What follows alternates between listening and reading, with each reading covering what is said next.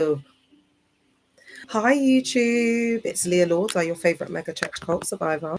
And I'm live on Instagram. Hey bro! We've got no pressure.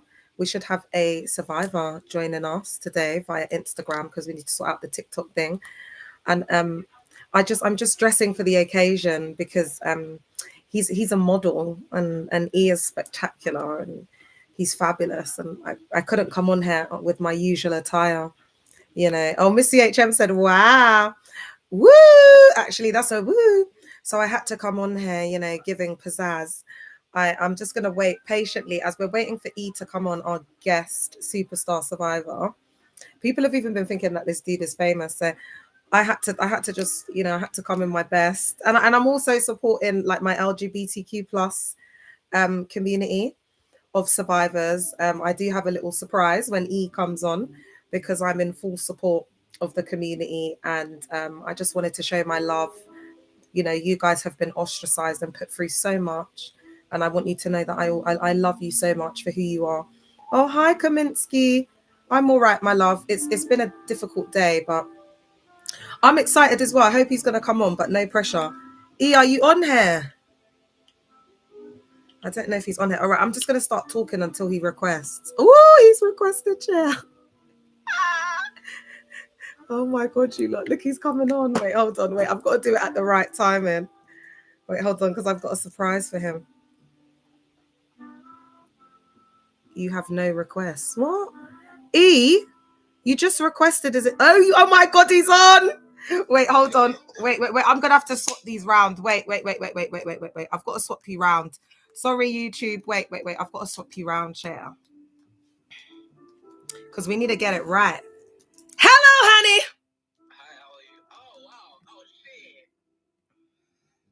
How are you doing, sweetheart? I'm good. How are you? We matching it, what up? Yeah. How are you, my king? I love you so much. I love you too. I just have to like dress for the occasion because you're such a superstar. So I didn't feel I could come, you know, average. I felt like I had to like, you know, bring the whole like, you know, shabazz, like, because you are a superstar. And you did. And it has to bring superstar vibes. Otherwise, we just can't do the live now. Come on.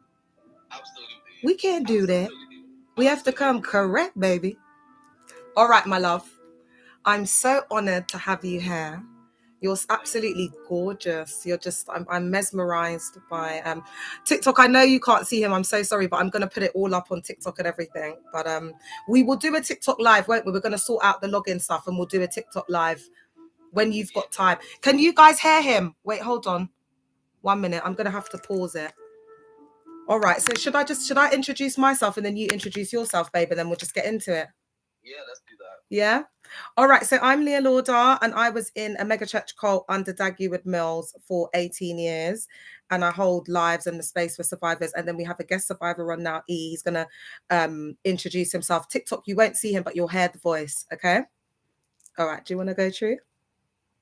So yeah, my name is EZRA. I was in First Love for 7 years. In my time there. No. Keep talking. I'm asking TikTok if they can hear you. Can you hear him?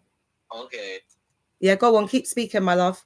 In my time there, I saw something. They did conversion therapy on me. It wasn't fun, but I've gone out of it now, and I'm living my life, and I'm flourishing. So. And I think, do you know what, for me, if you don't mind me coming in here, EZRA, because I've been saying E because I've been waiting for you to kind of introduce yourself and your name. And like he's saying, guys, he went through conversion therapy at 15. They recruited you at 14, didn't they? Yeah. And I just want to say that I'm going to hold the space here and try not to get upset. But it was absolutely heartbreaking hearing about, you know, what happened to you there. But do you think we could just start at the beginning, like how they recruited you?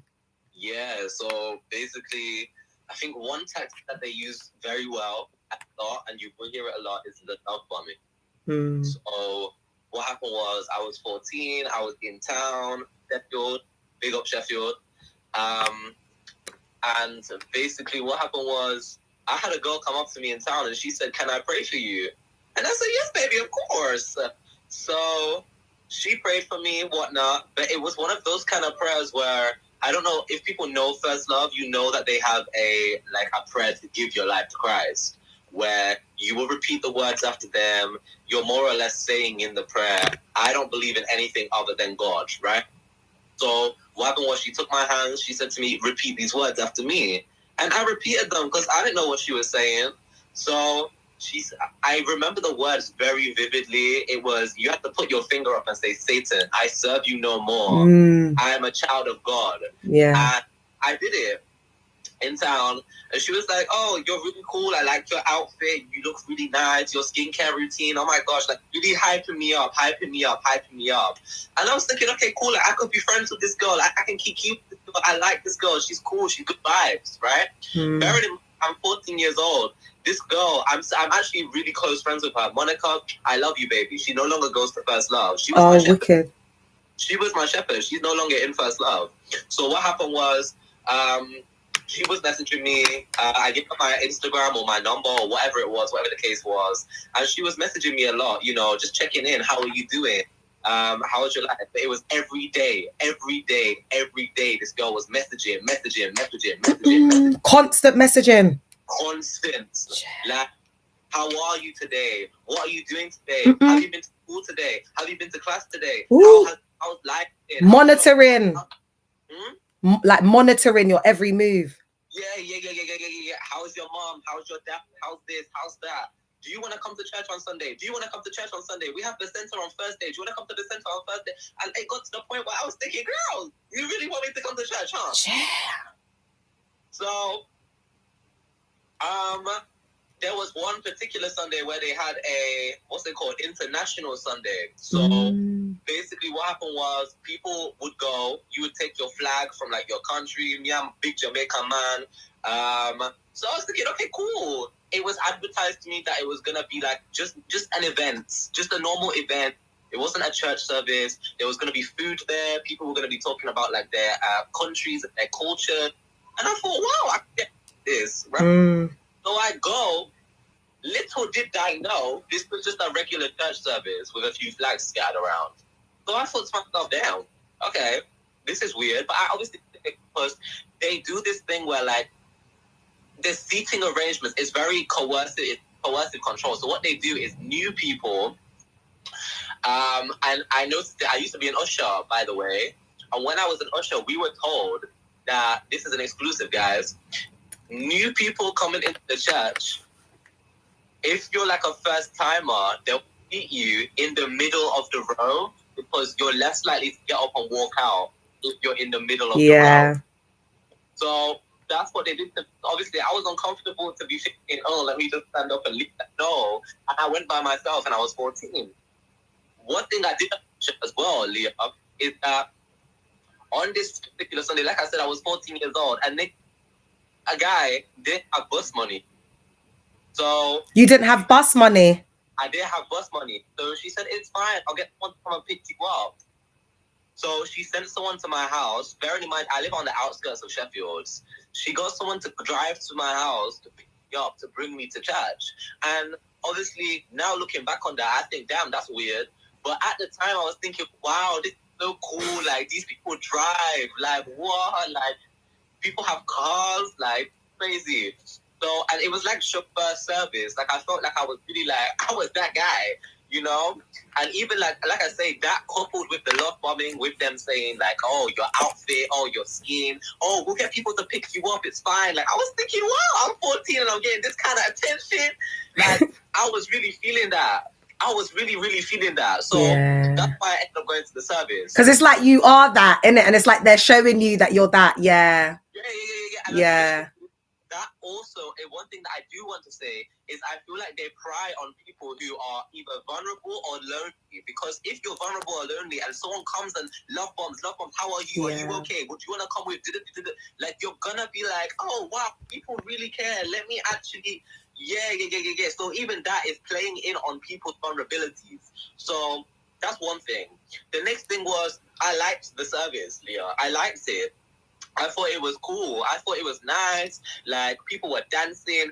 This is one thing as well. First Love is very high energy, but that high energy is performative. just don't notice it at first. Yeah. So, like I said, it was high energy. There was people dancing, there was people singing, and I thought, wow, okay, I was feeling it, yeah. So I ended up going back. I'm back.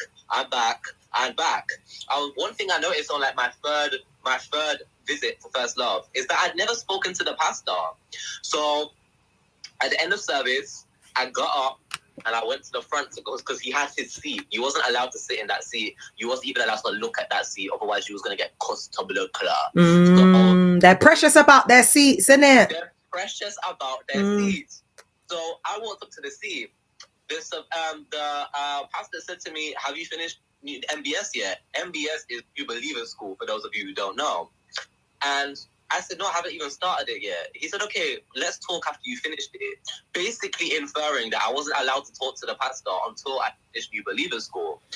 And I was thinking, okay, cool, let's finish New Believers School, because I wasn't raised a Christian. I didn't grow up a Christian. That wasn't me. So I really thought, this is normal. This is how Christians act. This is what Christianity is about. So I thought, damn, I want to be a good Christian. I want to do this. And also Monica, like we stayed in touch, me and Monica, and she would message me things like, if you're not a Christian, like your family won't be saved either. Like, if you're not a good Christian, like your family's not Christian, if you are a good Christian, then you can make sure that your family goes to heaven. And I want my mom to go to heaven. Joanne is a lovely lady. So I was just thinking like, okay, cool. Like, I want to be a good Christian.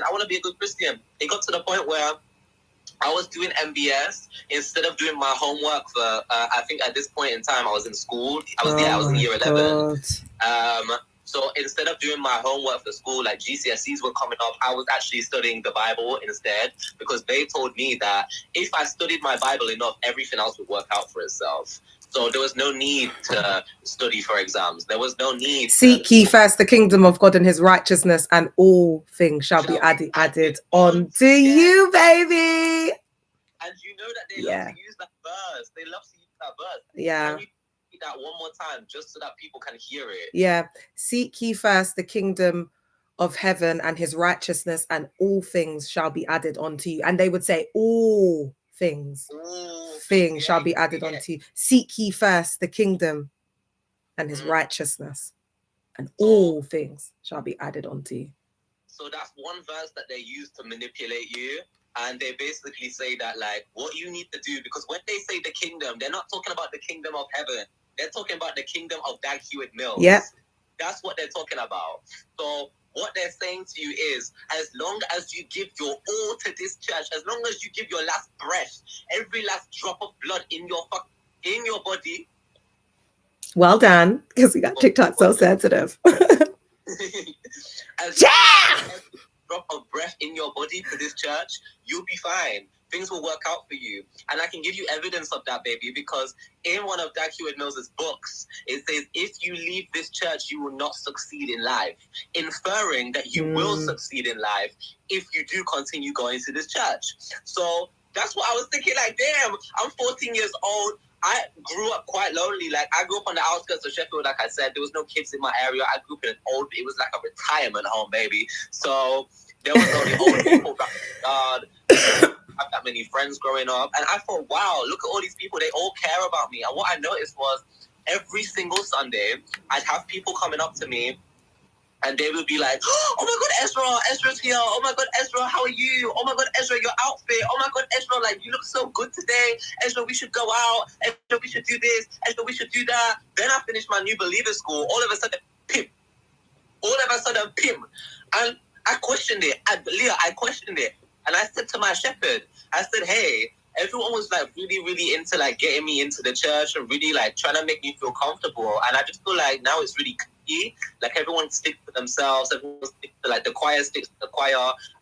Dancing stars stick to dancing stars. Like, no one really talks to me anymore. Like, did I do something wrong? Because I have autism. So one of the things that I struggle with, like, if someone acts off with me, I notice it straight away. Me too. Damn, did I do something wrong? Have I done something wrong? Like, so I was questioning myself and asked my shepherd about it. You know what she said to me? What? You know what she said to me? Yeah. She said, now that you're established, we don't really need to check in on you that much because we know you're going to come back. So basically what you're saying is I don't matter to you anymore because you secured my in the church and some bombs on the seats. That's all they care about. That's all they care about. You're just another number. That's all we are to them, is another number. You're disposable. If yeah, it would be the next. So I was like, damn. Then ministry came into it, and they were saying, you need to join a ministry. You need to join a ministry. You need to use your gifts for God. You need to use your gifts for God. But like I said, I was studying for GCSEs at this point. I was studying for GCSEs at this point. GCSEs. So. That's so hard to do GCSEs as well. Oh yeah, don't even get me started on that math. Oh my God, how did you do it? I didn't. COVID hit, and I was I was balling. Yeah. So what happened was, are you still there? You're frozen. Oh, no, I'm like this. Like I'm just. It's just so shocking because you're so young at the time. Right. I'm just trying to, as a mother, my child's going to be 12, Ezra, and I'm just trying to process that this happened to you at 14 years old. It's really difficult. So one thing that they would do as well was they would preach to me that because I was so young, I'm like God's gift. So like the pastor loved me up, down, left, right, and center, because he would say to me like, you can, what was it? Something at 40. No. Oh, ready at 20. Ready at 20. Yeah. So that's one thing they preach about a lot is ready at 20. Is it Samson who was they would talk about use the days of your youth. It's like use not to go clubbing, not to use it to win souls for Jesus. Yeah. So they were basically, I could be the world's youngest pastor, like you could be the youngest pastor, like you really, you're young. Look, quickly, a survivor on TikTok said that campaign started around 2018. So they're giving us context for when it started as well. And that was around the time that I'm talking. How old am I? I'm 21 now. Look. Yeah. I'm 21 now. So going back, that would have been around about 18. Yeah. She said madness. This is crazy. You see how this is why silence is compliance. Because when we all talk, you see how we're connecting the dots. Because every time Dag will be preaching, like have a season. So in the 2000s, it was why you not a missionary? Plant churches, go out. That's why there's loads of missionaries that went out to start. And then it was like this targeting of the youth. Like we've got to get them to be pastors, establish them so that they can build more cults in the UK. That's what my hypothesis is. So yeah, this ready at 20 thing was really like, it put a lot of pressure on me as well. I can't lie. It put a lot of pressure to do the New Believer School too. They had like extra camps that you could do. And my mom wasn't really comfortable with me doing them because a lot of them required me to be away from Sheffield. Like I said, I was 14. My mom were they trying to get you to go to the youth camps? Yes. I even went to one in London. Leah, they one in London. So oh my God, we need to do another live on the camps because I was 19. Like I was like 19 when I first started going camps. So yeah, we need to do a live on that as well. So yeah, I was 14. Obviously, I had a curfew as well. I'm going to try and go in chronological order, but one thing just to add to that is that I had a curfew. My curfew, I had to be in the house by 7 o'clock, and a lot of the time we would have meetings. We would have meetings after church, and these meetings would run until like 8, 9 o'clock. And I said to my pastor, "Hey, I go home." And he said to me, "Like, do you not love God? Like, you should love God more than you love parents. Your parents don't mean any grand scheme of things because when you die," he told me, he said, when you're unalive. Sorry. When I unalive, my parents won't be going to the grave with me. So the only person who goes is you and your spirit. So whatever your parents are saying, like, it doesn't really matter in the grand scheme of this is about you and God, not about your parents. So it got to the point where I was going home late. My mom kicked me out. No, it was actually my dad. My dad kicked me out the house, so I was homeless. And they said to me, because this was going on and on and on. Like, I was late home. every single Sunday, because you need to pick between the church or your parents. And I chose the church because they were my family. They had shown me so much love. They showed me so much appreciation. They really cared about me. So, yeah, it got to the point where my dad was like, my dad's Jamaican, Leah. If the guy beat me, told me, you better get out of my house.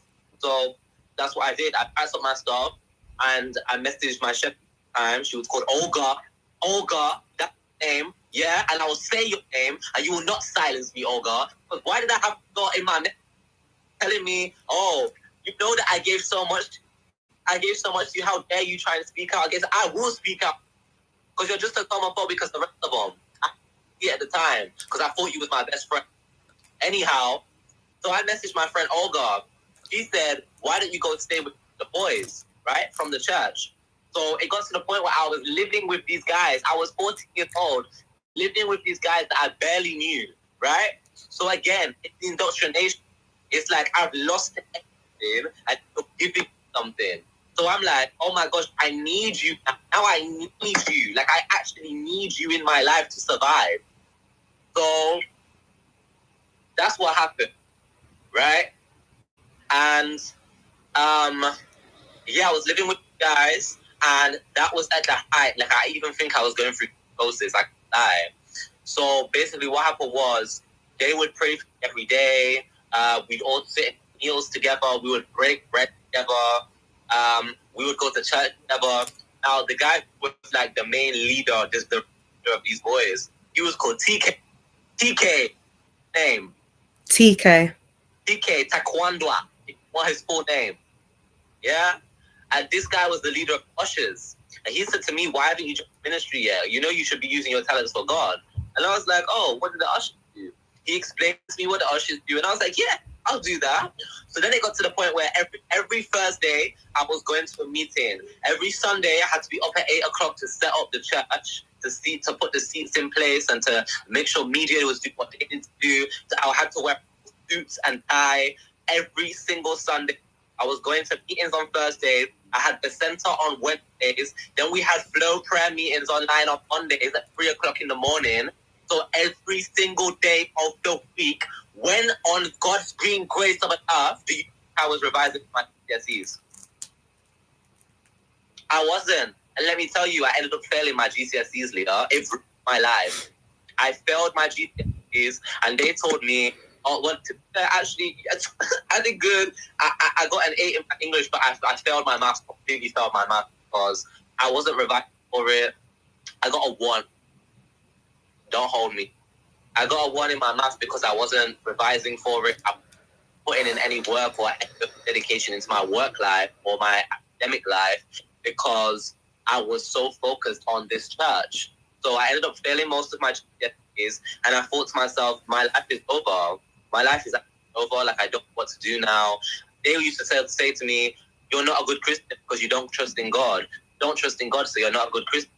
You need to start doing camp. You need to start praying more. You need to start doing this, the other. And basically said that the reason why I failed GCSEs wasn't because of them, but it was because I was present. So that's when I went on the camp. So there was a London, and it was run by Bishop Richard I.E. Don't get me started on that bull-headed conversation. But basically what happened was we went to the church in London. It was a joint service. And my mom had the location on my phone, and she messaged me, why are you in London? Why are you in London? Why are you in London? I was like, Dad, go home. And they were like, no, you can't leave.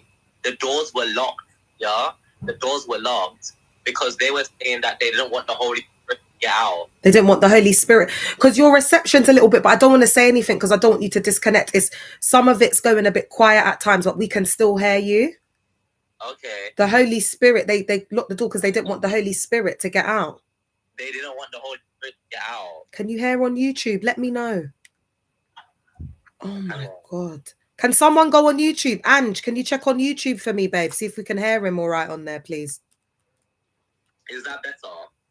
Yeah. Yeah. Okay. Try and speak as loud as you can as well, because I'm picking you up from TikTok and YouTube. I know, baby, we bougie ghetto out here, man. We creatives. We gonna make it work. So you gotta speak loud. As loud as you project your voice, bitch.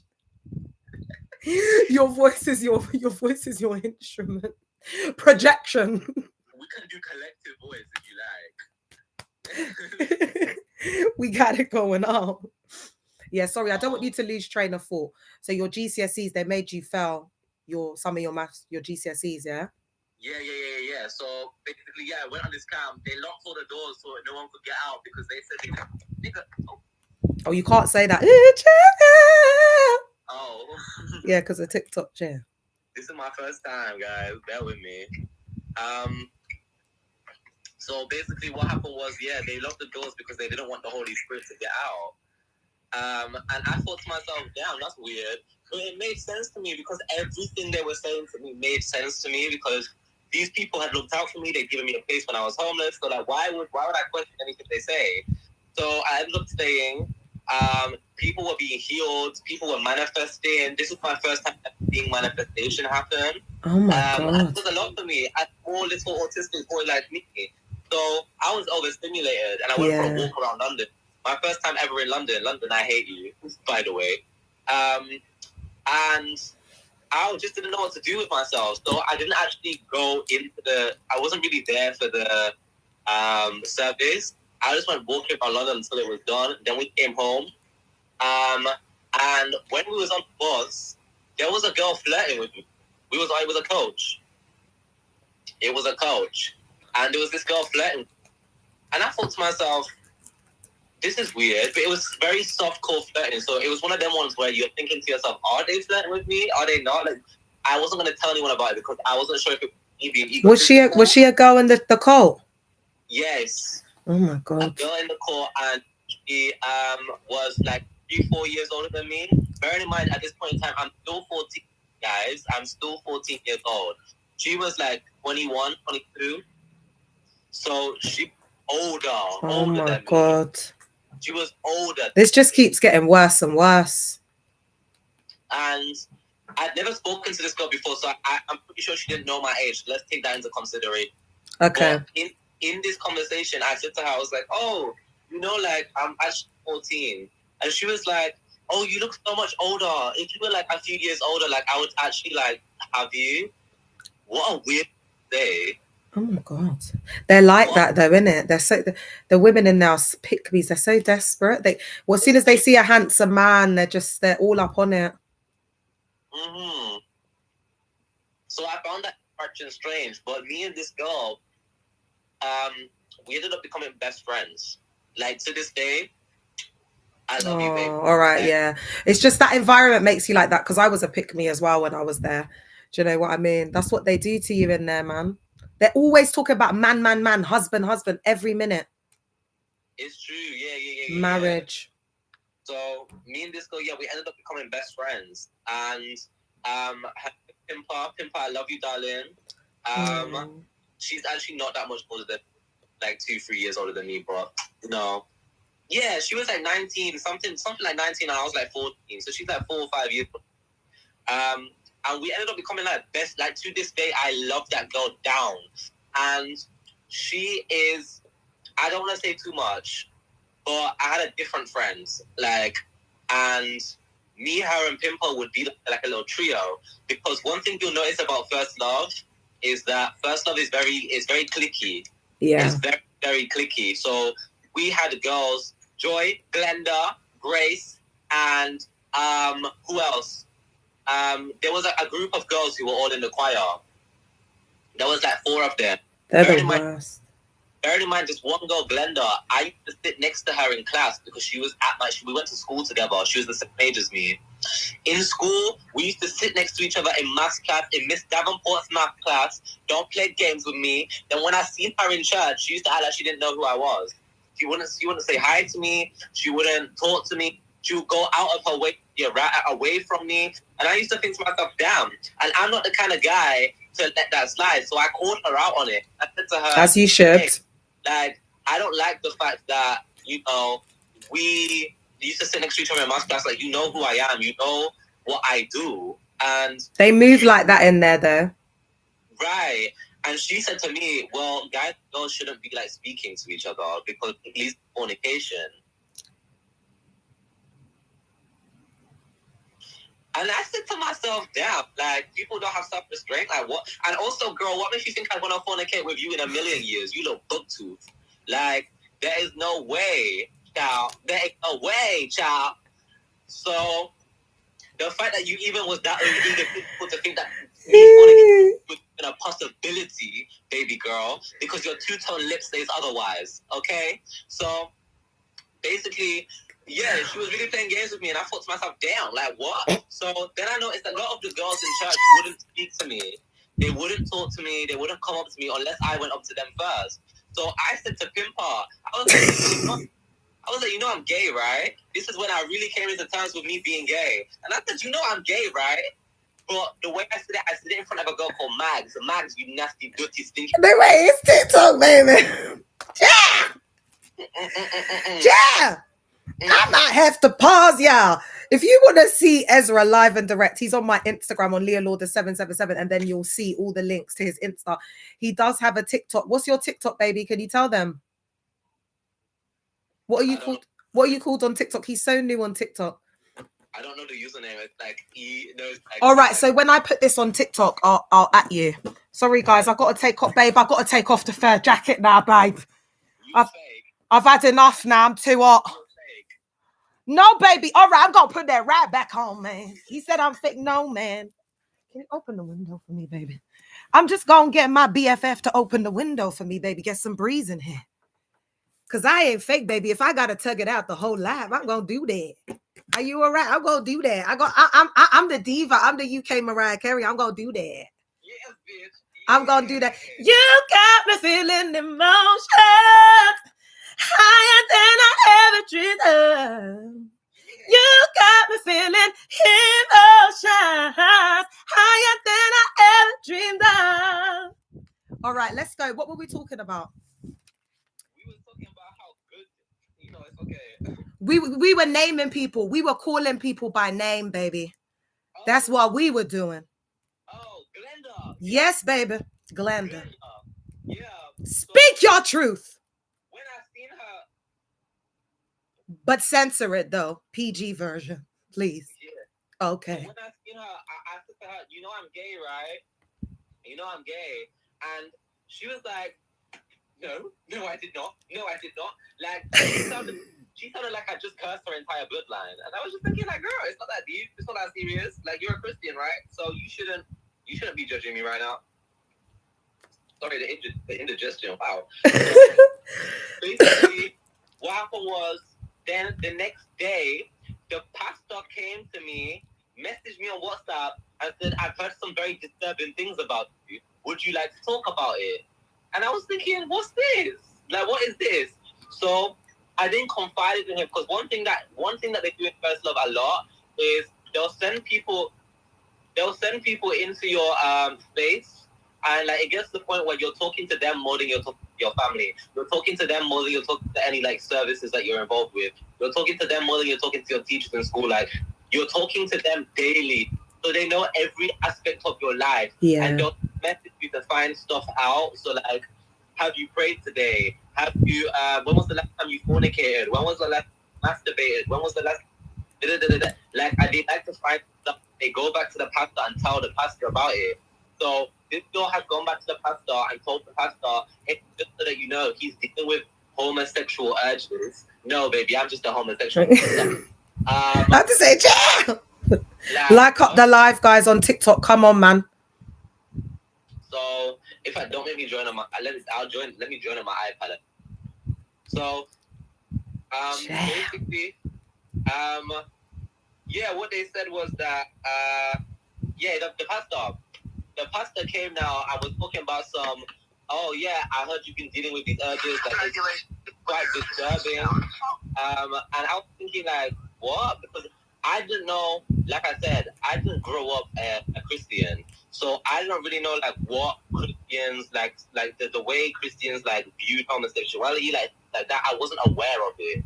So when my pastor said I find it quite disturbing, I was like, damn, I should find that disturbing too. If my pastor's disturbed, I should be disturbed too. So then I started to think to myself, is that why I failed my GCSEs? Is that why I have this? Is that why I have that? Because I'm homosexual and I've been dealing with these urges for so long. Let me tell you about Zuko from Avatar: The Last Airbender, girl. So I was dealing with these urges for so long. I didn't even because as a kid, I didn't even know the difference between gay and straight. All I knew is I liked guys. That was it. I didn't clock that made me gay. I just thought, damn, I like people the same way everyone else likes people. But then obviously now I'm 14, coming up to 15, I'm starting to come into my own. I'm on social media. Obviously, I'm seeing stuff on social media. Obviously, I'm learning about more things because I chose to do health and social care at college, and part of that was SDX education. And I really started to understand that okay, that's a thing. Maybe that's what I am. So, like I said, I really came into it and I understood this urge that I had. It was impure. It was unnatural. This is what my pastor was telling me. That what I was feeling wasn't something that I should be feeling. So I really was like, oh, okay, cool. So what do I do about it? He said to me, you need to pray. What you need to do is you need to lock yourself in a dark room and you need to pray and fast. And he gave me scripture. He gave me scripture, and now I don't remember what the scripture was that he gave. But it was more or less along the lines of a spiritual man who prays a lot, you can cast out any demon. So now I'm thinking, damn, I'm being afflicted by a demon. Do you get what I'm saying? They make you feel like you're possessed, innit? And they're the only ones that can heal you, help you. That's what they did with my mental health. Right. Yeah. So, they told me as well, Jesus is the way, the truth, and the light. So obviously I'm thinking now the only way to cure myself of this homosexuality, because they really demonized the homosexuality to the point where I was thinking to myself, there's something wrong with I need an exorcism. I need support. I need to check myself. I personally, like I said, I'm autistic, so I take the extreme. One thing I did, there's a place called the Maple Ward in Sheffield. It's a mental health ward. I checked myself into the Maple Ward because I was homosexual, because I genuinely believed that there was something wrong with me, that I was being afflicted by a demon, that I was wrong, corrupt. I hated myself. I'm so sorry. To the point where what happened was, like I say, they told me to fast, and I basically locked myself in my bedroom. I wasn't doing my studying. All I would do all day, every day, was pray, pray, pray, pray, pray, pray, pray. So this was the point where I was so run down. I lasted 4 or 5 days of praying. Like I said, there were certain urges that I'd have to eat. I've spoken to you about this in small detail, but there were certain urges I would have to eat. So I would eat, then I would feel guilty for eating. So I would forcefully, I would put my fingers back of my throat and I would make myself throw it back up. So it got to the point I had bulimia. My gums were all bleeding because I was severely malnourished. I had lost so much weight. I was coughing blood. There was blood in my urine. I was so ran down. My kidneys were failing. Bro, I was hospitalized. And they made a very pointed effort to come and visit me in the hospital. Every day they would come and bring me fruit and veg and, sit with me, talk to me, give me scriptures, A, B, C, D, F, G, H, I, J, K, L, M, N, O, P.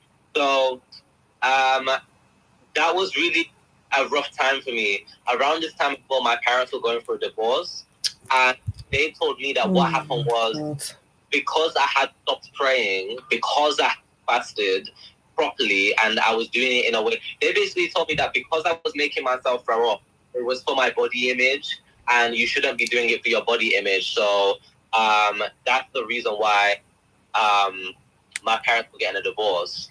And again, like I say, I believed all of this because why would they lie to me?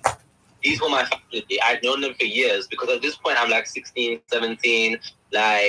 I'm really don't think for a second that this wasn't going on and on and on and on and on. This went on for years, Leah. Then when I finally came out of the hospital,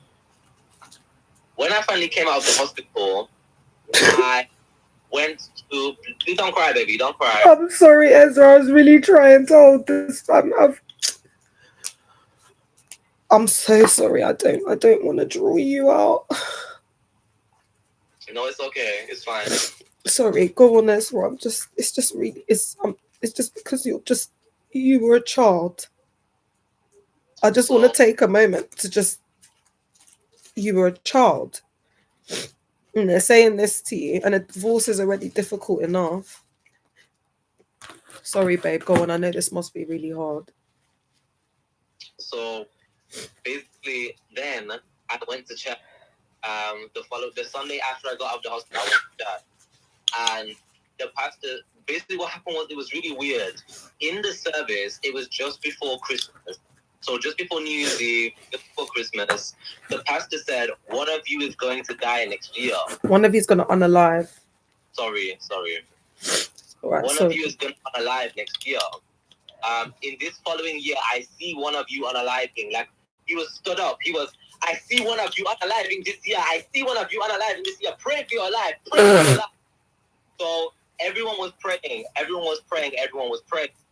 He went up to this girl. I'm not gonna say her name because, like I said, I'm still friends with this girl. But I'm gonna call her Emma for the sake of the conversation. He went up to this girl, Emma. Emma was 14 years old at the time. No. She was like 15, 16 years old at the time. Went up to her and said, it's you. You're going to unalive this year. Come with me. So he took her, he took me, and he took another girl. I don't know her name. I don't know who she is. Don't know her. And he took all three of us into a separate room. And then he went back into the congregation, continued preaching. There was three men, Lennox, Dammy, and Blessing. What happened was there was other men as well, but those are the three that I'm going to focus on. They told me lay on the ground. I said, why? They said lay on the ground. I said, why? They said lay on the ground. They grabbed me by my arms, Leah. They grabbed me by my arms behind my back like this. I had my arms behind my back. Put me forcefully on the floor. My head was on the ground. I was laid flat on my stomach. And they splashed holy water from me. And they said, we're praying for the spirit of homosexuality to come out of this boy now. Spirit of homosexuality, come out now in the name of Jesus. They were splashing me with holy water. They picked me down. Then I'm kicking my legs. I'm trying to get out there. I said, get off me now. Obviously with a few more swear words. I said, get off me. They said, no, that's just the spirit. It's the demon inside of you. That's the demon talking. Just pray, keep praying. I'm autistic, Leah. I was getting overstimulated, Leah. I was ready to swing. I'm headbutting. Bro, I was headbutting this guy. I said, get off me now. Right? So what they did is, like I say, I'm laying flat on my stomach because I'm trying to. This guy, he grabbed my head like this, had my head back like that, like the snake pose in yoga. So they had me laid in that pose, in that position. So, they're splashing me with holy water. Every so often, I've got like a sharp jab in my side, and they were like, you know how you can do a pressure point? If you rub like a pressure point, they were trying to rub up on my pressure point to try and get me to like calm down. I said, get off me. They're doing the same to the two girls next to me. We're laid on the floor. There's two girls next to me. They performed an exorcism on me, Leah. Then they said to me after, the reason you acted like that is because you were being... So this went like an hour, right? At this point, I'm out of breath. I'm tired. I've been fighting for so long. I'm tired. The girl next to me saying, I want to unalive. I don't want to be here. Get off me. They're still pinning her down to the ground, splashing her with holy water, saying, spirit, come out. Spirit of homosexuality. Spirit of witchcraft, come out in the name of Jesus. That's what they're doing to us. So, then they said to me after, everything's calmed down, they've let me go. I'm sat there, I had my knees up to my chest like this. I'm panting, I'm out of breath. I said, I need to call my mom. They took my phone from me. They said, no, you need Jesus. Then they gave me a Bible verse. And the Bible verse that they gave to me said that when a spirit exits your body then becomes an empty vessel. So if that spirit wants to come back with 7 of its friends, it can. So what you need to do after having, they call it deliverance, I call it exorcism. So after they perform deliverance on you, what you need to do is pray. Listen to Dag Heward Mills' messages. Listen and read his books. You need to listen to his music. You need to fill yourself in with the word so that you're no longer an empty vessel. And I believed it. So I prayed, I fasted, I prayed, I fasted. It got to the point where my praying and fasting wasn't going anywhere. I got kicked out of my college because I wasn't attending, because I was so busy going to flow prayer meetings. I was so busy. At this point, I was filming Film Stars. Well, I was Film Stars leader. So I used to have to edit the scripts. I used to have to basically run the rehearsals. I had to make sure everyone knew their lines. I had to make sure everyone knew where they stand. I had to actually perform. So all of that took up my entire week. It took up my entire week. Monday, no prayer meeting. Tuesday, rehearsals. Wednesday, rehearsals. Thursday, placenta. Friday, outreach. Saturday, we would have like fellowship, which you had to go to because he who fellowships the light has the love of God. And then do not forsake the fellowship of the gathering of the saints.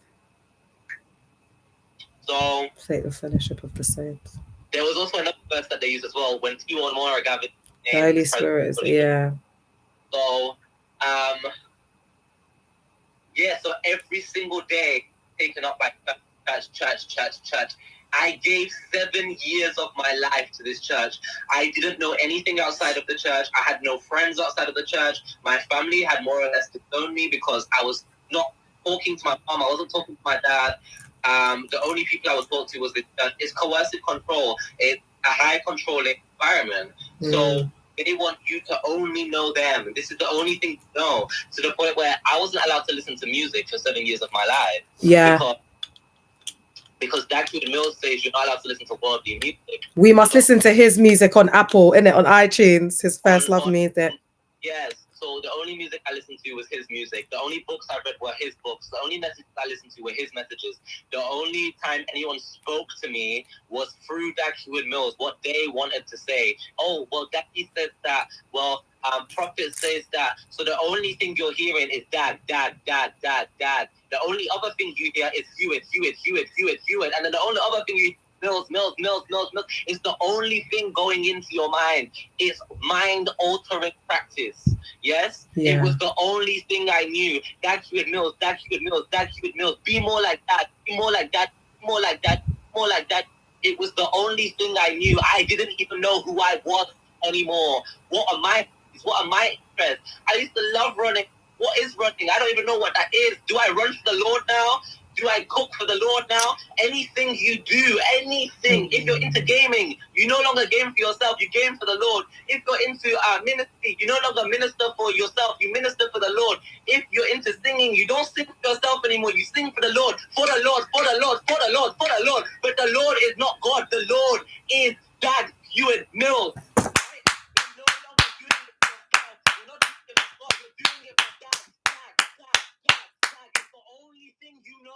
They change your entire mindset to the point where all you know is Dag Heward Mills. You're not worshipping God anymore. You're worshipping Dag Heward Mills. That's exactly it. Let me breathe.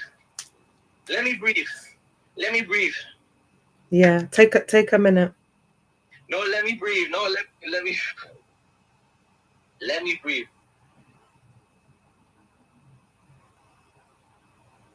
So it got to a point where I said I can't do this anymore.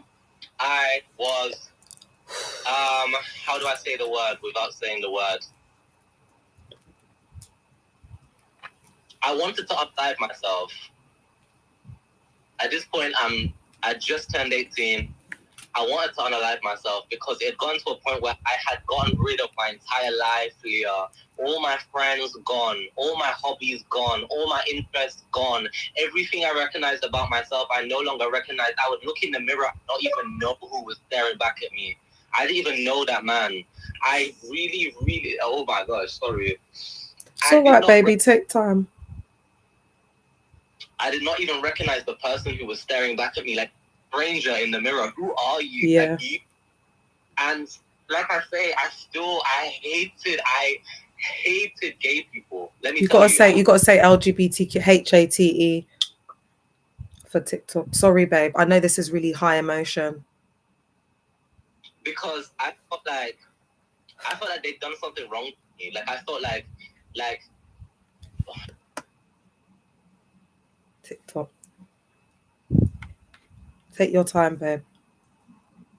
Like I really felt like it was them.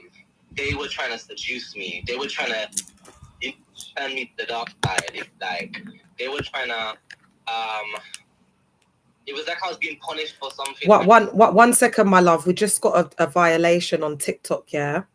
So I'm going to have to log back in on another account. Can you just hold for 1 second? I'm really sorry to have to do this. No, it's okay. Guys, I'm going to log in on another account because we've got to come off this one. I'm going to log into my Leah Lord the 727, and I'm going to put something up to show you where to go now. Sorry, EZRA. We just got to be just in case. It's not you, babe. Honestly, TikTok is just so sensitive. It's so sensitive that it just picks up the slightest thing. So I'm just going to quickly do. Whew, unless you wanted to continue speaking, but I just don't want them to miss out. Can you give me 1 sec? Yes, okay. Come to this account, guys. Everybody come to this account. Come to this account, guys. Everybody come to this account. Come to this account, guys. Everybody come to this account. Sorry. Come to this account, guys. Everybody come to this account. Come to this account. You're lucky we love your voice. Oh, don't even. You're trying to sweet me. This is a sweet talk. Thank you so much. Your voice is not bad to yourself. Hey. It's not bad. It's not bad at all. It's giving presenting radio. You think so? Yes, wow. Of course. It's giving radio voice. That's what it is giving. All right, I'm gonna go live now. I'm so sorry about that, my love. It's okay. It's just the LGBTQ plus community is really protected on TikTok, so you just have to say HATE, but it's fine. I've just logged on, so we'll just give it like a sec. But look, there's a message there for you, my love. Oh, on the TikTok? On Instagram. Can you see it? No. Do you want me to read it? Uh-huh. It says, "Hey E, I just wanted to say thank you for sharing your experience with us all. Remember, you are strong, brave, and loved. Keep going strong and sharing your experiences with the world. You have my full support." And I want to echo that. You have our full support as a collective. Who is that from? That's from Licia. Lovely. Oh, I think she's following you as well, or the collective. We love you so much, and thank you for being like as brave as you have been to like speak out. She's put back "Love you, King." And I'll say something to you offline. I'm not going to say it online, but I'll say something to you offline. Yeah. Okay. All right. Do you want to? We got a violation, my love. So I just had to restart because what I don't want to happen is it just lock off, and then it's like, because I want to make sure that I maintain the space for EZRA for him to feel safe. All right, my love. Did you want to continue? I'm really sorry about that. You know they're EVIL. That's why. Do you know what? It's better that we do it on like Insta so we can have one clean recording. Do you get it, King? Yeah. Because they can't. Because even if they get it lock off onto EC, it doesn't matter because we've got the whole recording on Insta, so it's fine.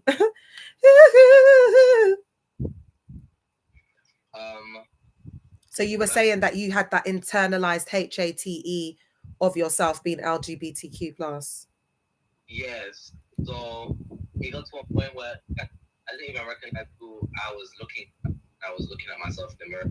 I didn't know who I was. The only thing I knew about myself that's it. That was my daddy. And yeah, like it was a high emotion time for me. Like I said, my parents were going through a divorce. My best friend, I love you, babe. God rest. She'd unalived in a car crash. So there was a lot. It all happened in the space of this time. I stopped going to First Love, so boys kicked me out of their house, so I was again. So in the space of 3-4 months, I lost my only family I knew. My best friend had unalived. Like I was dealing with. Looking back on it, it was probably this. If I'm completely honest, your reception's going a bit, babe. Sorry. Better. Yes. Yes. So yeah, like it was looking back on it, it was probably closest. There was just a lot all in that space. And I had a problem with SH. Like a really, really problem to the point where I was hospitalized for that as well. I was suffering from bulimia. I was hospitalized for that. It got to the point where I was so ill, called pericarditis. What? Oh gosh! So you had a lot of different like comorbid health issues. TikTok, like the live, otherwise we're going to get another violation and have to come off. So how we protect the space, TikTok, is liking the live. If you don't like the live, it's very sensitive this evening. So if you're on the FYP especially and you're a survivor, can you come on and help us protect the space, please? Yeah. This is the time when I need you guys to come in and support, protect it. Thank you. Go on, my love. I'm listening. So, yeah, I tried to alpha. Around this time, Olga out to me. She was my new shepherd at this point in time. Okay. And she was really there for me. She supported me. She helped me up at that time. But in a way, was, I don't know how to describe. It was very. Let me give you a script. Let me give you a verse. It wasn't like real life help. It wasn't like a hug. It was, well, just seek first the kingdom of God, His glory, and right be added on. You know, so I really was struggling, and I thought again convinced me that the reason why I'm so bad, and why my life so terribly, is because I stopped going to church. So I went back, and this is when I was actually appointed as leader of your reception's a bit. What every other word is kind of cutting out a little bit. Yeah, maybe speak now. Better. Yeah. Okay, go on. Sorry, darling. So, yeah, this is when I was officially appointed as leader of film staff. And I think they did that just to like give me like something. That's what when you feel like you're about to leave when they feel like you're about to leave the church, they give you something to do so that like you actually have a reason to still be there. Because at this point in time, I have to be there. So, yeah, they officially at this time appointed me as your film star, which meant a lot of work on my part. I was having to editing the videos. I was having to lead rehearsals. I was having to edit the scripts. I was having to do all of this in my spare time. And, well, spare time, what is that? I didn't have any spare time. All my given to this church. But I didn't mind it at the time because I had something to do. And it was better than being in my own head, if that makes sense. Yeah. Because you were running away from self. So it was becoming like your emotional crutch, like your safety net, becoming codependent. So you would go there. Yeah, I know. Instead of HARMing, you know, or going and doing something self-destructive behavior. I get you. It's totally resonating. I'm sure with all of us, Ezra. It's the same story. Do you understand what I'm saying? We're all one. This is what it's tactics that they're using, King. Mm-hmm. So basically what happened then is I came back to church with a new mindset. Like I was affirmed in the fact that I was helping you. They weren't ever going to put their hands on me again. They weren't ever going to me again. And then, funnily enough, I had this conversation where having that pastor, I told him, "Oh, this is who I am. This is how I am." I said, "Well, have you acted?" And I said, "Yes, I have." Have you what? Acted on it. Oh, have you acted on these urges? Yes. Okay. And you said yes. Yes. Then he said, "Well, you need deliverance. You need deliverance." And I was like, "What?" Like, what is wrong with like me being how I am? If I held a UV light in your bedroom, it would be stains everywhere. So what makes your sin any less than my sin? And I clipped him. And he said to me, well, the thing is, you sin in the light and you're proud of your sin. And I said, what, is it better to sin in the darkness? So me and my pastor got into a huge argument. Then around this time, as Dr. Tracy came out, I'm just putting my charger in. Yeah. A girl came up, and we all had a big group chat on WhatsApp called First Love Family. In this group chat, she exposed the pastor for grooming her, and basically said that he was like trying to coerce her to having romantic feelings for him so that she would stay established in the church. And I was like, yo, see. So she paragraph. He love bombed her. He would send her gifts in the middle of the night. He would bring flowers to the center. Sometimes they would link up just her alone, which is really weird, odd behavior, pastor. So then all of a sudden, the group chat gets removed. The whole group, everyone gets removed from the group chat. The next week, we have a new pastor called Elder. And it turns out Pastor Phil, that was his name, he got transferred to Ghana. Just can't make this stuff up, can you? So to me, it sounds like you've been transferred to Ghana because you're running away from grooming. That's what they do. They transfer them. So me, I'm getting hot as one. Huh? What, do you want to take it off? Yeah, all right. If you're good, I'll take it off as well because I am a bit hot myself, babe. I think we did well though, didn't we? We did. And baby, I still got the fan as well. Don't you know? So yeah, and you got the hair and I got the fan. That's what. Let me try and get this off without exposing myself now, because you know I never got anything underneath this now. I gotta be real careful. But if you get a flash, you get a flash. And I would just say, it's your lucky day. It's your lucky day. Yeah. Okay, we gonna get it and whatever. Does anyone know Falawe or Duanya? From where? Go on, darling. Sorry. From where? So yeah, he got transferred to Ghana after the grooming allegation. I found that really strange, and I told my mom about it because at this point in time, me and my mom had reconciled. After the divorce with my dad, me and my mom, my mom was like, you know this place, the cult, right? Can I say that word? Yeah, you can say cult. Yeah, just not the name of the religion, and say place of worship instead of CH. Yeah, and it will be fine. So yeah, she was like, you know this place of worship is a cult, right? And I was like, no.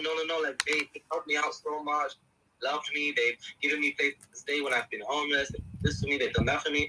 My mom was like, okay, cool. You're a grown man. You can do what you have, but just be careful. So I noticed little details as well. Like, certain things would happen. So I even wrote down notes. And I saw women that would be used for, like, unpaid labor. So yeah, what would happen was, like, they'd have to cook food and not be paid for it. They would have to serve food. They would have to pick up equipment, like sound equipment and stuff like that. Sorry for the place of worship. They would have to do all kinds of great things. There was one girl, Olga told me about a story. I'm going to air out your business on Instagram Live, baby girl. So what happened was, Olga told me that Elder Toriro was from Manchester. Obviously, we're talking about Sheffield now. Elder Toriro had nowhere to stay in Sheffield, so she used her power. She used the fact that she was the pastor to abuse her control and say, look, I'm staying in your house. you're going to drive me to work every morning. You're going to cook for me. You're going to do this for me. And if you do it, you'll be seen as a fruitful person because you helped me. So it got to the point where Olga was running late to work. She was skipping out on work so that she could take Elder Torero to work. Elder Torero took Olga's car keys one time and didn't even tell her about it. And she basically used her control in the church to abuse her power. Oh my gosh. So she also got moved. And then we got a new pastor called Patrick. What was the pastor called? Patrick. So Patrick didn't know that I was LGBTQ. But look at me, like I think it was kind of obvious that certain parts of it that were obvious.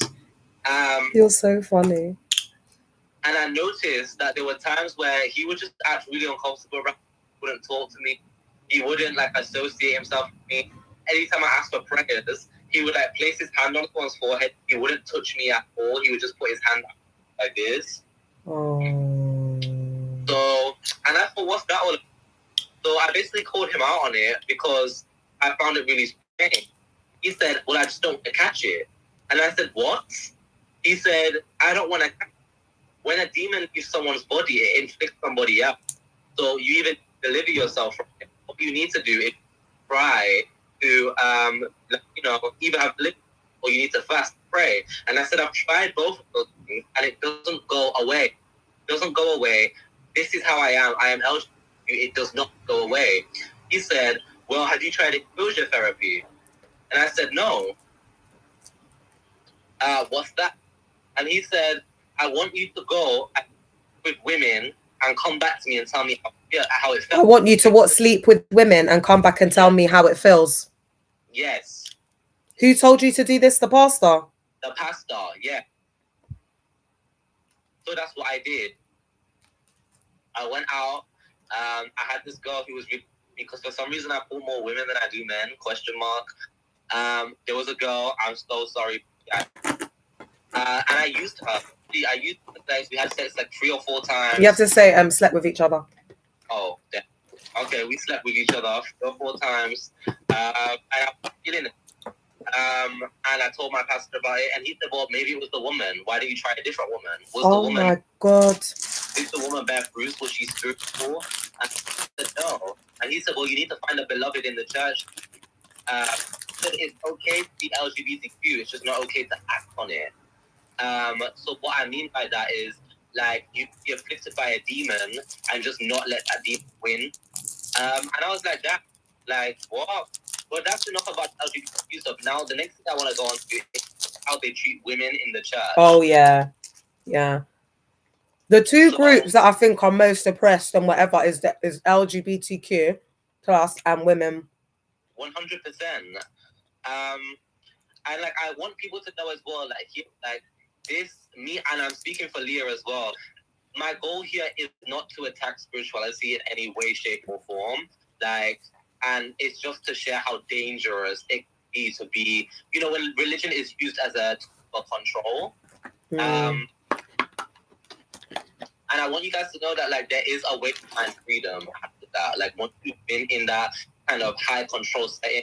Me, I'm studying biomedical science at Liverpool John Moores University. Yes, get it. I failed my GCSEs. I dropped out of college, but I still found a way to make things work. You know what I'm saying? Wow. So it's not the end of the world. And get out, and there are people that in Leah who will protect. Yes.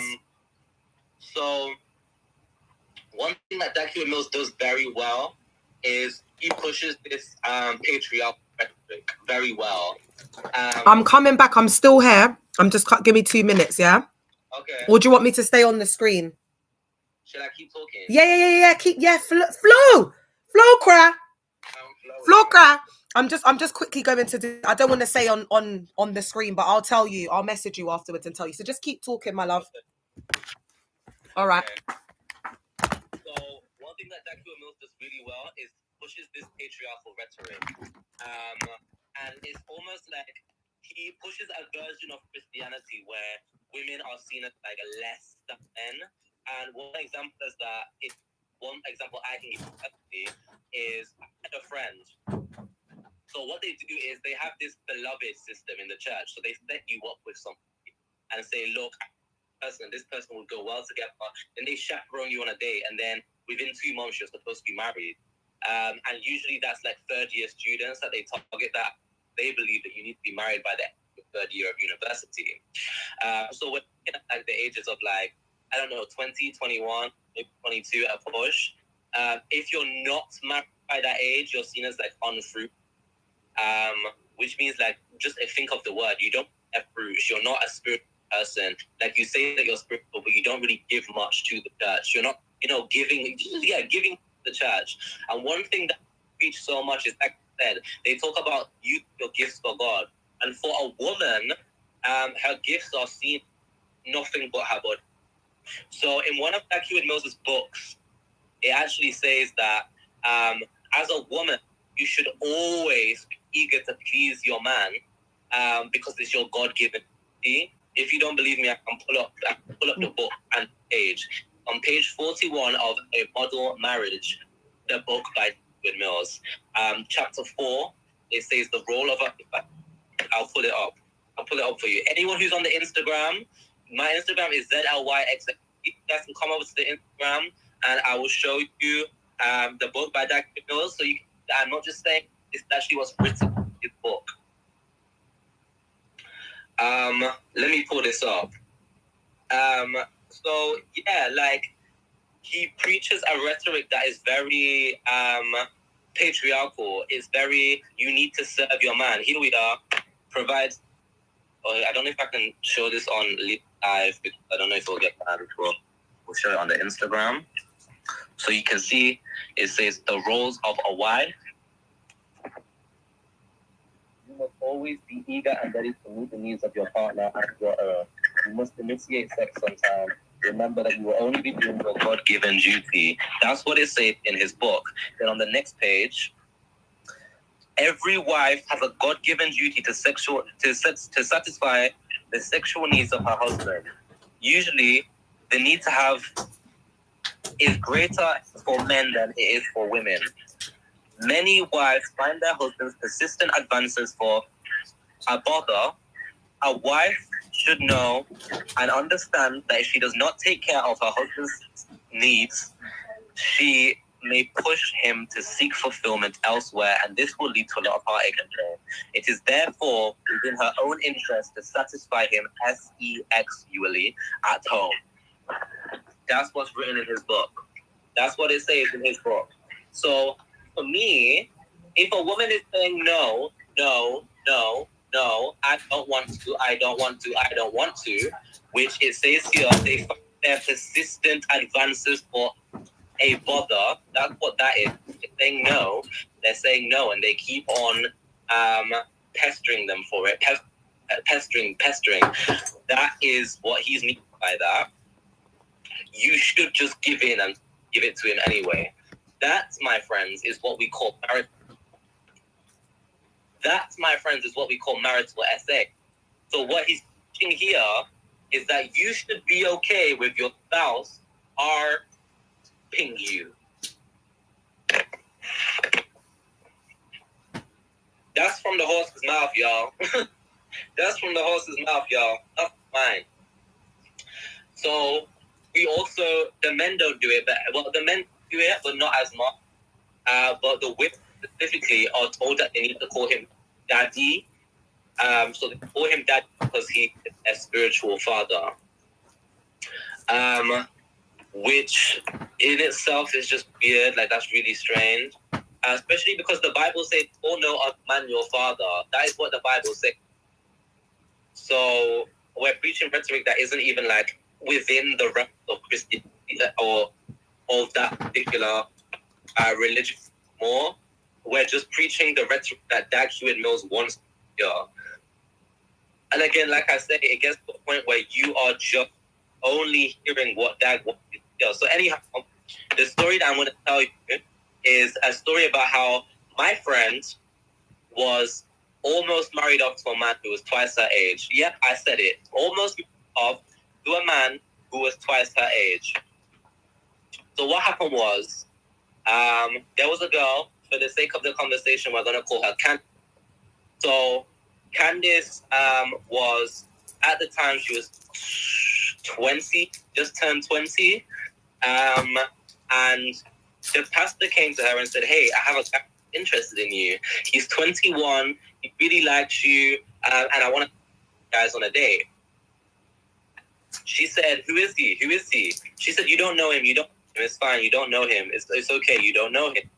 And she was like, yeah, I'm interested, but I need to know like what this guy looks like first. I need to know a little bit more about this guy before I go on it.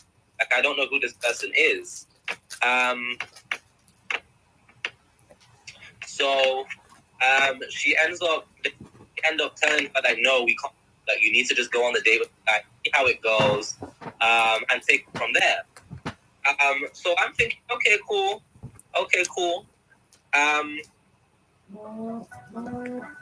The one in Leah's life said they hate the Caribbeans too. 100%. Yeah, they do. Yeah, stop this one. They do. They treat the Caribbeans like the inferior race in there, and they're always comparing like Caribbeans are single mums and things like that. Yeah, 100%. So basically, yeah, this girl ends up on this date with this guy, but then she recognizes him. She knows him. That she's 41 years old, guys. He's 41 years old. His name is Dami. The one down to the ground. His name is Dami. Dami is Damilola. So it turns out this guy actually 41 years old. They told her that he was 20. She ended up leaving the church because she was so betrayed by them that they tried to set her up with a guy who was a lot significantly older than her, and older than they said that she was, so that she would marry him and have babies with him in the church. Now, that's Leah, disgusting. Babe, so I need you to walk in. Yeah, it's disgusting. I'm actually sending some notes to myself about the rhetoric that they drive and push with this. Can you give me just 1 second? I just need to give my daughter this phone. And then I'm going to come back. But one thing that they do is they groom the women. So even if you come in there and you got like you're business minded, you're an entrepreneur, all you will want is a man. And the same with the men. They groom the young men to like be this like minister. So this very toxic hyper masculinity. Maybe you could talk about that for a little bit. And give me 1 sec. Mm-hmm. The hyper masculinity. I'm coming right now.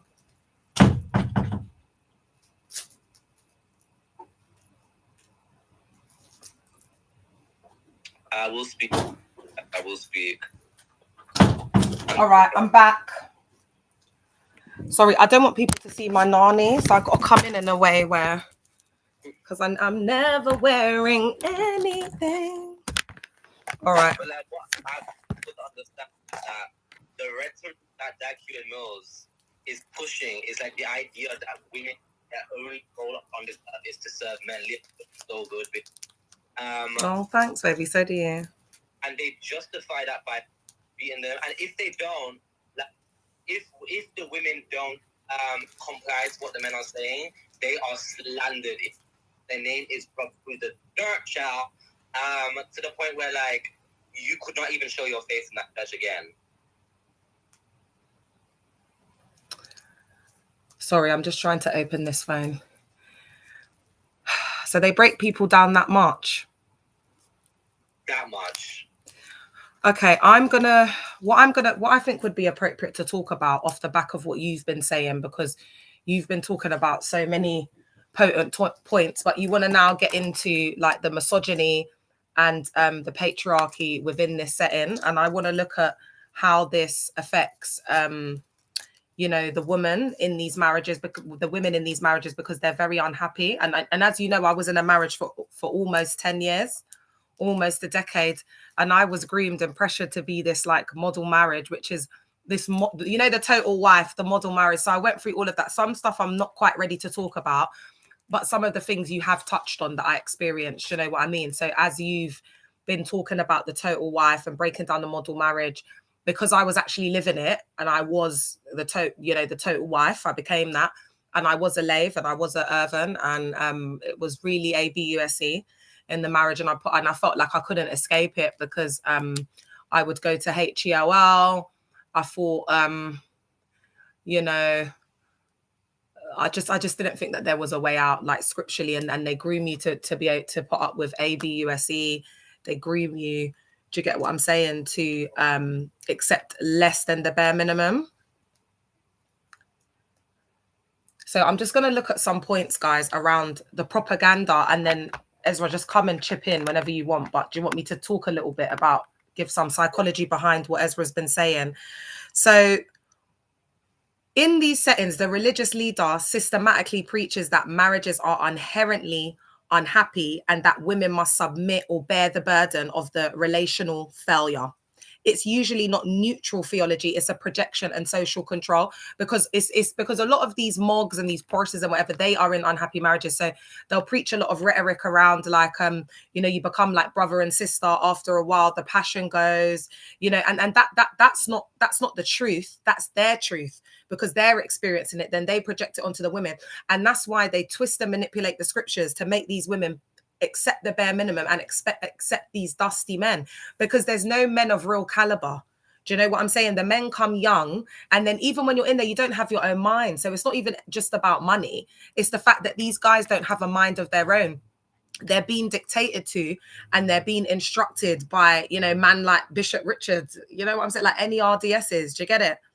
So that narrative protects patriarchal power. It excuses abusers and turns spiritual language into a training manual for coercion. So let's look at psychology and coercive control and how the message works. So there's projection and rationalization.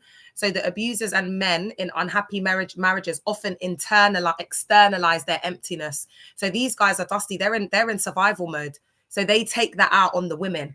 That's why they're ABUSE to the women. There's another piece with this as well, that, you were talking about your friend where the guy was like 10 years older. Automatically, he's going to have an upper hand on that woman. Do you understand what I'm saying? Automatically, he will. Because of the advantage of him being that little bit older. And they want a woman that's naive. They want a woman, whose brain hasn't fully formed, a woman that doesn't have much experience, a woman who's not cultured. Because then you see that these women they're stuck in remember in the cult, they're stuck in this time warp. So when they marry at 19, they marry at 20, whatever, there's no new experiences. And then there's also a piece about the men who are not so religious. I don't know if you've seen couples like that in the church where the woman's really involved, like doing everything. And then the husband just comes maybe like on a Sunday. You know what I mean? He's got his own life. He's doing whatever he's doing. And the woman is completely, sold out to the ministry. Did you want to come in and add anything, babe? No, it's okay. So by teaching that marriage naturally declines, so what they teach is that over time, they would say things like, I was driving today and I saw a couple at the bus stop, and I just knew straight away that they were in the honeymoon phase. They were all over each other, kissing each other. They were probably fornicating. We know that the marriage is not ordained by God, but we know when it's young. The stories are never true. Well, like another thing that they preach in the church as well, and this is what I want to demystify. Big yourself up, CKD. Thanks for all the follows on TikTok. Thanks for all the like and the live. They also lie and say like older women aren't desired. The reason why is because older women don't want y'all. Do you understand what I'm saying? Like older women have got their ish together. Like it's a cycle. They get the young girls, they GROOM them, they act a damn FOOL, they cheat, they destroy the woman, they turn the woman mad up, and that's how the woman wises up. But then they make it out like the woman, the female, is the problem. It's all lies. So they normalize their own dysfunction and avoid accountability. It's all about the avoidance of accountability. And that is the psychology and coercive control. Then they do up gaslighting. They reframe a victim's reasonable anger. So Ezra was talking about reasonable anger, and they reframe it as demonic. Or they reframe it as grief, as spiritual failure. You were talking about that, weren't you, Ez? So that's gaslighting. Hey, Queen Alita, that's gaslighting, yeah? Guys, can someone pin... Everybody, please follow Ezra, guys, because he's on TikTok and he's trying to speak his truth on it. I think that's Instagram as well. So let's follow him up, collective. Let's support him, man. It takes a lot to come out and speak your truth. And guys, it's giving Left Eye Lopez my eye today. Let me put on knee glasses. I need to wipe them. So in the meantime, so you're not so the stuff that they'll put to gaslight you is that you're not praying hard enough, you're not praying enough, you're not spiritual enough, you're not reading Bishop's books enough, you're not, you know, you're not listening to the message. It's always a you problem. It's never a them problem. So the victim doubts their own reality. So that's where the distorted reality starts to come into it, the cognitive dissonance. Then we've got the gradual isolation. So they teach women their primary duty is service to the church and husband. So they're not even going to get like, you know, like be able to like make friends outside of the group. They're not going to be able to have other cultured women. They sit down. Oh, how is the husband? Oh, the husband is well. How's ministry? How's the branch going? It's going well. That's the closed system. It's an echo chamber. They don't want them to mix with a woman that's, you know, traveling the world and she's got a business and she's got a worldly woman, independent. A man will never marry her. No, baby. A dusty man. Let's correct ourselves. Wouldn't marry her. An insecure man, a man that is not in his masculine energy, a man that's insecure, a man that's afraid, a man that's not, you know, felt like he's achieved much, wouldn't go for a woman like that. All right. So they kind of tailor make the message for the majority, because not everyone in there is a brokey. But because they teach the men to be tight, not rate the wives and give them the bare minimum, they are a brokey. Do you get it? Because the wives are getting less than bare minimum. They don't take them on holidays.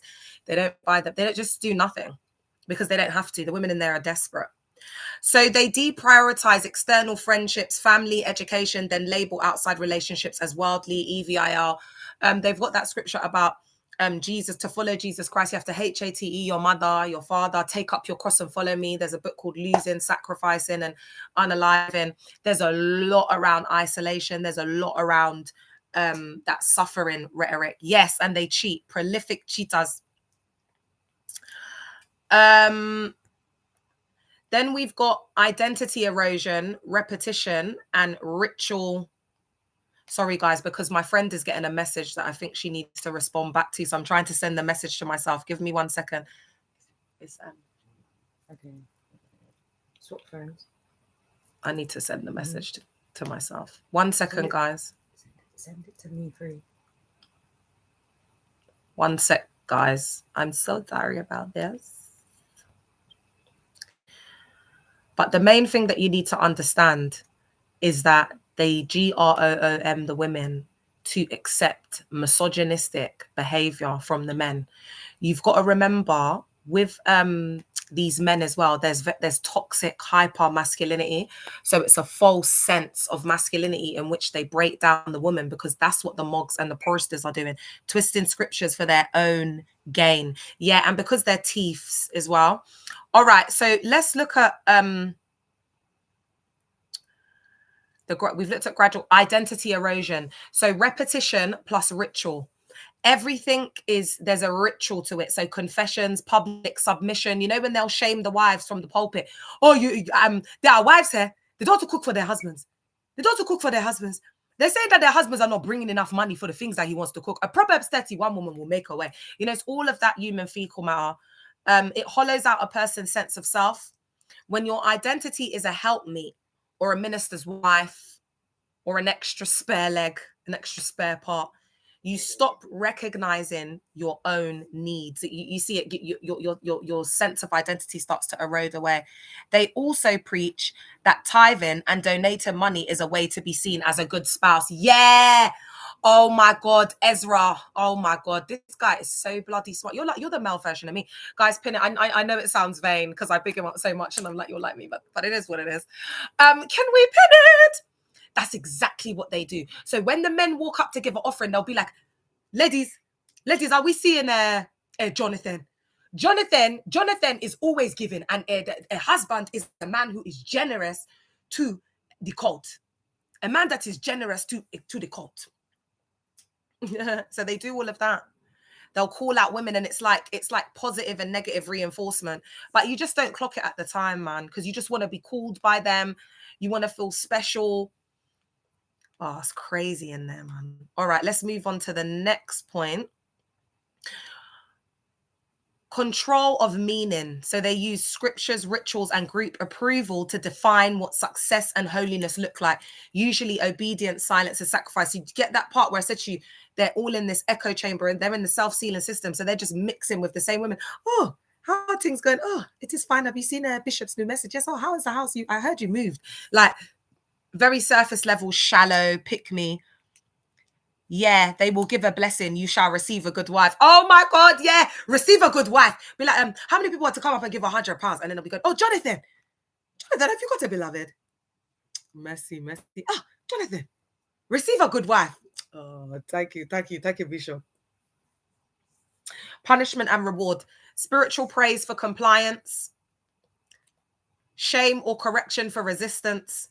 The intermittent reinforcement is a powerful behavioral tool. Think conditioning. So this part of the punish and reward is the element of the bite control. That's behavior control. Yeah, when we look at Stephen Hassan's work, because that's how they control your behavior. If you like, I remember one of the first conventions I went to, I'd only been in the cult for a couple of months and I was chewing gum, and Bishop stopped preaching in front of everyone and he said, can you take the gum out? And I was like, but I was so happy, that he called me out and whatever. Ciao. Fear and threat. They imply spiritual consequences, curses for lack of blessing, for leaving or challenging leadership to maintain compliance. And then you've got to remember that the women are at the bottom of the food chain. So they're completely controlled. So if we added an extra layer of that around DV, the man putting his hands on the woman, I mean, could you imagine? It must be absolute HELL. And guys, the psychological, emotional ABUSE, the women don't even know what like emotional and psychological ABUSE is, because when they come to that realization, they'll notice that that's what their husbands are doing to them. So do you see it's easier for them to go to church and smile and wave and wear their wedding ring and act fake, and everybody's acting fake and the pastor is sleeping with everybody. But my husband, it's the only day my husband comes with me to church is when on a Sunday. Doesn't take her nowhere, chair. I remember he drew some guy out by saying his beard was patchy and he needed to shave. Oh, no. Oh, my God. That is really embarrassing, isn't it? But, Richard, he's just EVIL. He really does get like a kick out of doing that. He thrives off it. He loves it. He loves telling young people that they're damaged goods, they're worthless. That's what he enjoys doing, because he has to discard people, because they discard people so young. Because look at Ezra. Ezra started when he was 14. He's been in there 7 years. By the time of 7 years, he's 21. But that's like old meat. They want fresh meat now, the new 14, new 50, because they recruit them young. So by the time you're like 25, 26, you got to be married, moving on. Now we need the young ones to get them trapped in the system and get them involved in all of the work. So what they start doing is moving them into leadership. It's a trap, man. Making people feel like, do you get what I'm saying?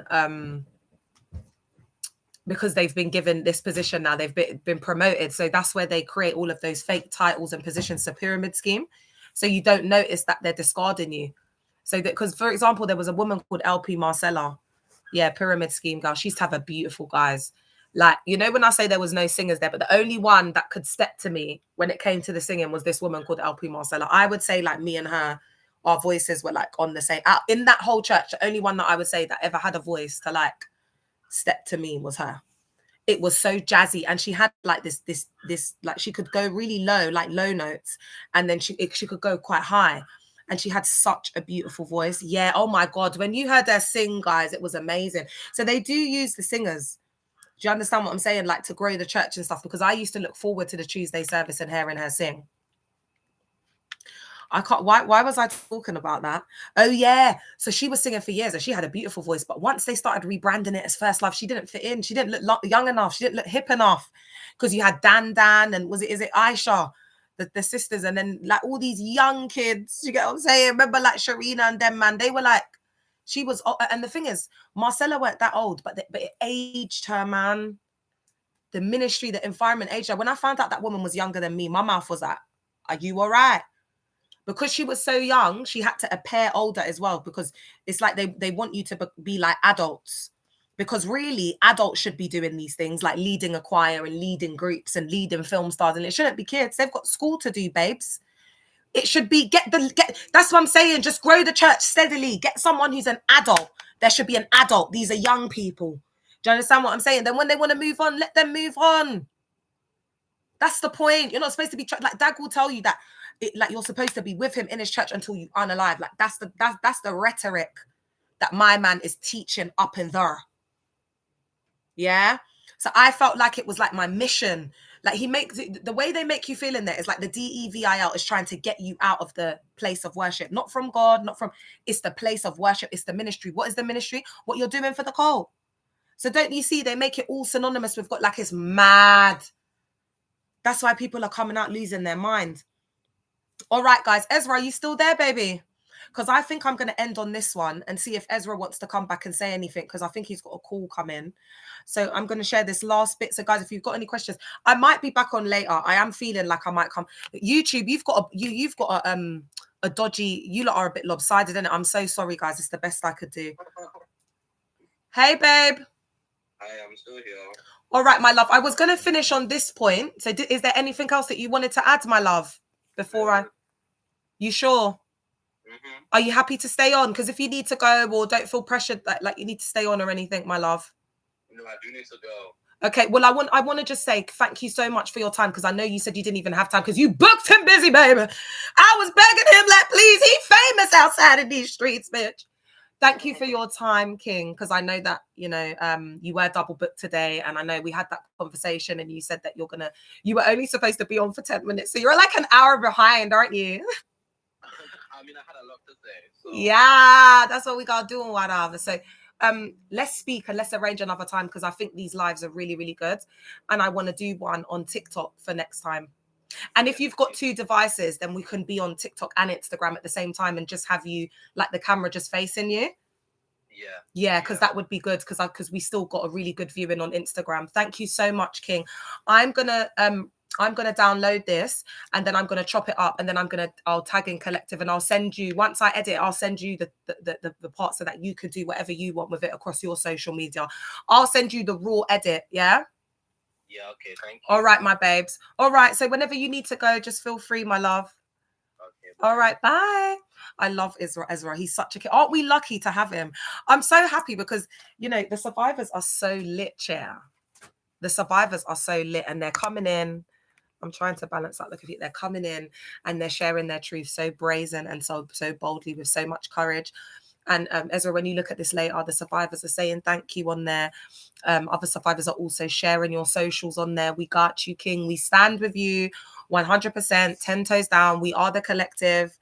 Guys, just to remind you, please put in your calendars 29th of January. It's on a Thursday. There's going to be a venue somewhere in London. So if you're outside of London, guys, you've got 3 months, yeah? That's when I'm doing my book launch, my birthday, and I'm doing my divorce party all in one.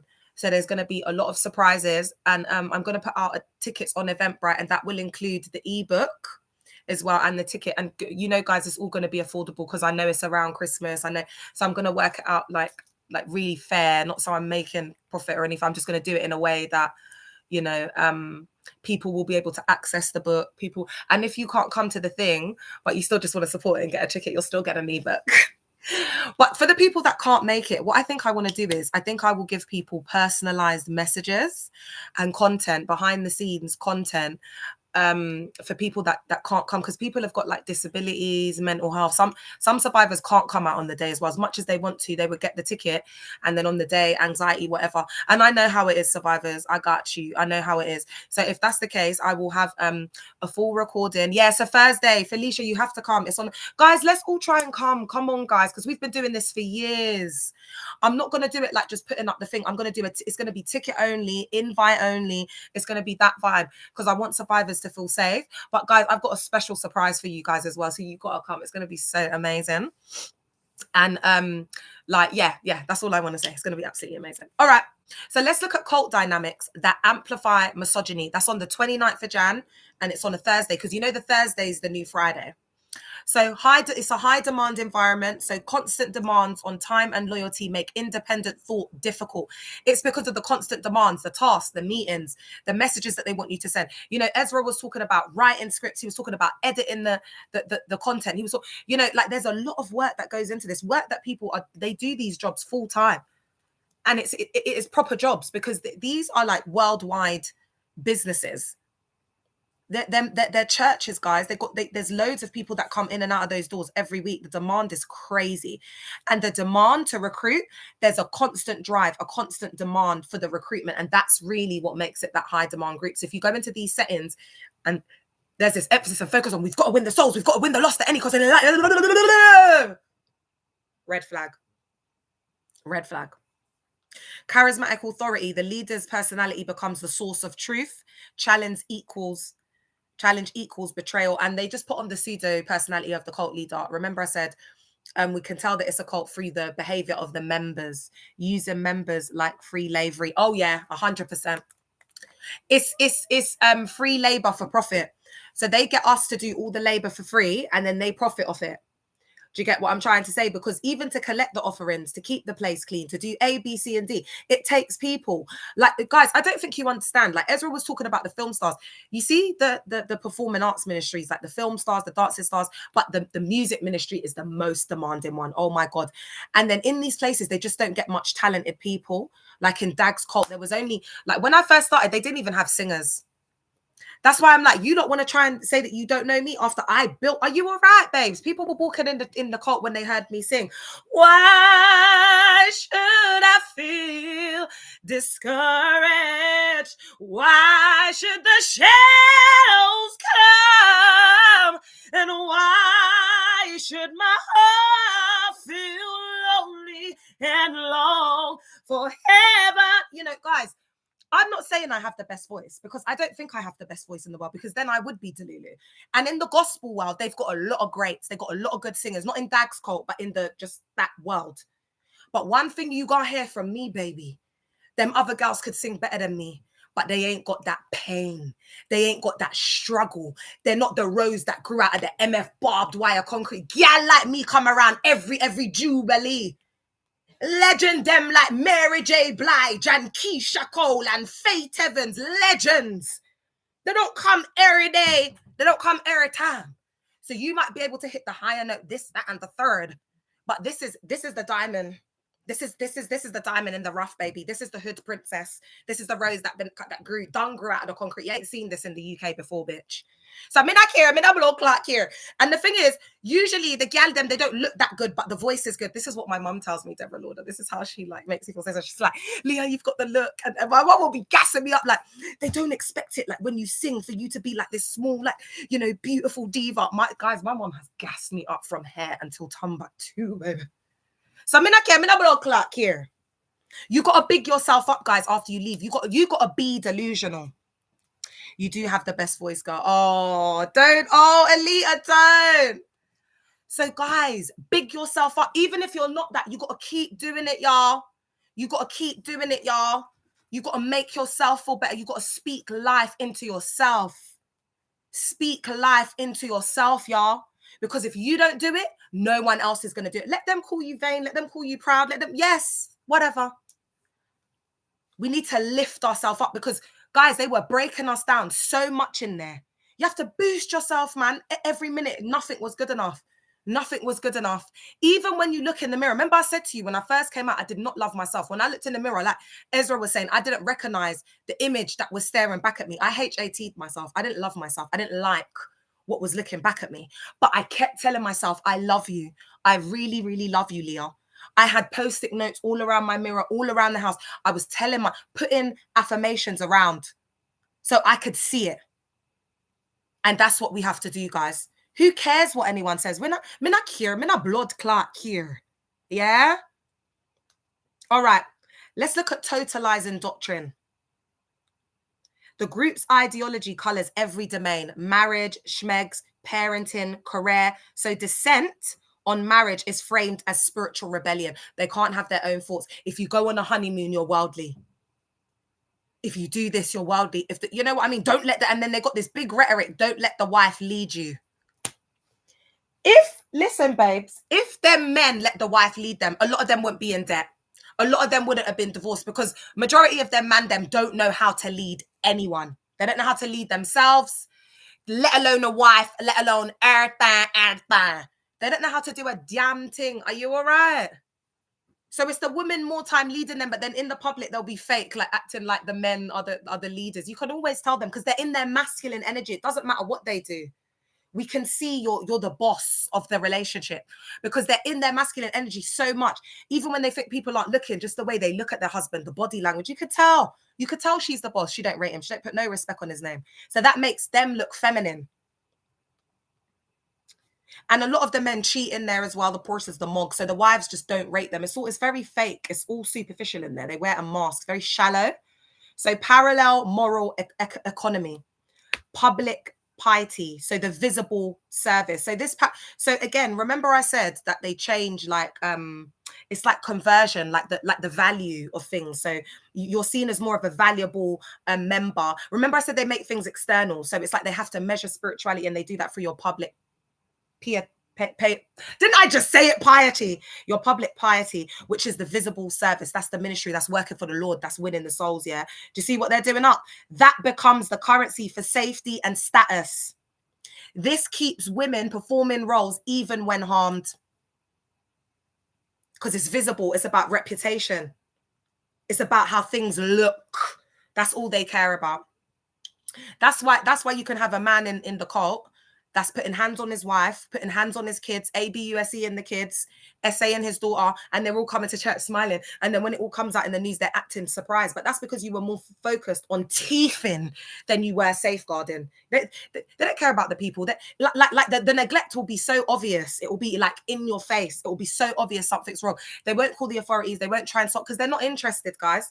They don't care about people safeguarding and safety. There's no Christ consciousness. There's no love of Christ. It doesn't exist in there. Authenticity, love, they're the highest frequency. So it's a low vibrational, low frequency. That's why you don't find real spiritual people in there, Jaya. And very intelligent people. I'm talking about philosophers, like psychologists, those type of people, like deep, like scientists. You don't find them in there. You find doctors, you find people who are like robots that have to tick. That whole thing, if you're good at memory, remembering things, you can be a doctor. It's about memory. Like psychology, you have to go within. You have to. There's a lot of like philosophical thought. There's a lot of like critical thinking. So psychiatrists are usually a lot different. And forget mental health nurses, because again, that's a tick box thing. The psychiatrists are different. Do you understand what I'm saying? To the other doctors, it's a different type of training. So bundled identities in cult context, being wife, mother, or minister's wife, or first lady, whatever, wog, prophetess, often becomes the only acceptable role. Alternatives are punished. And I'm going to leave it on that. Guys, I think I will come back later. I'll probably be on around 7. No, I've got to speak to that survivor. Yeah, so if I've got time, I'll come on today, guys. I'll see how I feel. But I might be back on this evening. If not, I'll be on tomorrow, okay? Love y'all. So look out for me later, okay? Put your notifications on. Love y'all. All right. I'm going to go Insta. Love y'all. I'll see you later or tomorrow. Bye, YouTube. I'm sorry for the lopsided view and angle. See you later, alligator.